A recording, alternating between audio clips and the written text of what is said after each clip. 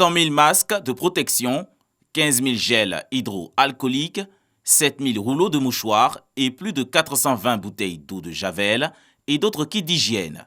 Ce sont les équipements sanitaires que le ministre de l'Enseignement supérieur et de la Recherche scientifique, Adama Diawara, remet aux 6 000 étudiants et 400 agents administratifs du Centre régional des œuvres universitaires CROU A1.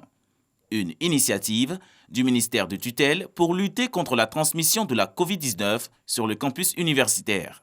50 dispositifs de lavage des mains, équipés de distributeurs automatiques de gel hydroalcoolique, seront installés dans les restaurants et résidences universitaires. Nous sommes animés par un sentiment de gratitude vis-à-vis du président de la République, du gouvernement, de notre ministre de tutelle, pour avoir vraiment bataillé de sorte que nous puissions bénéficier de cet appui budgétaire. C'est dans le cadre donc de la riposte contre la Covid-19 que l'État de Côte d'Ivoire a alloué un budget assez substantiel d'ailleurs au CROU A1.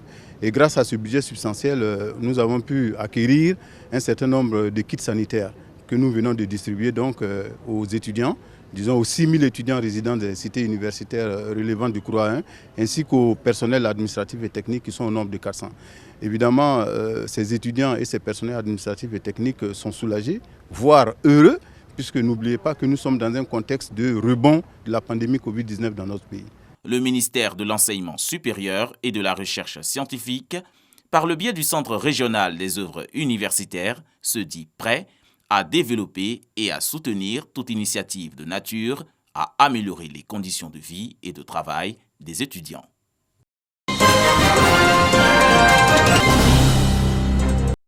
50 000 masques de protection et 100 cartons de gel hydroalcoolique répartis entre acteurs du transport terrestre et lagunaire par l'autorité de la mobilité urbaine dans le Grand Abidjan.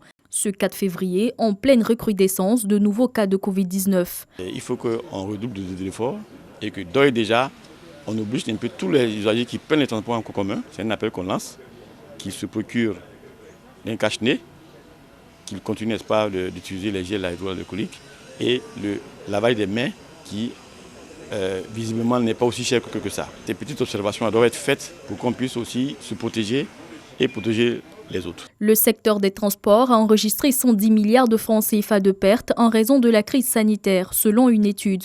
Le retour aux mesures restrictives, notamment le confinement, n'est pas à leur avantage, d'où l'adhésion à une sensibilisation intensive. Le virus ne se déplace pas, mais c'est les êtres humains qui se déplacent avec le virus. Nous osons croire que la position transversale qu'a le transport dans cette situation aujourd'hui permet que le transport routier soit considéré comme un facteur de propagation de la pandémie. Le geste, il est symbolique certainement, mais le geste, il est important.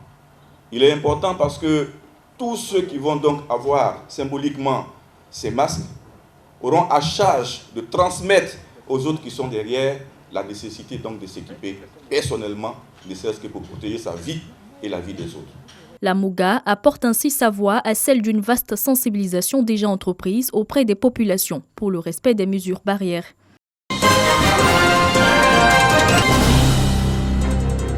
Une cantine remise à neuf pour le bonheur des écoliers du groupe scolaire d'Angoda dans la sous-préfecture de Toumoudi.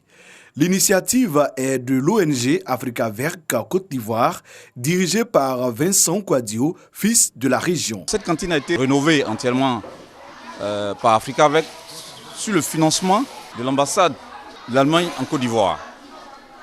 Et après la rénovation, il était question de rechercher du vivre pour alimenter la cantine.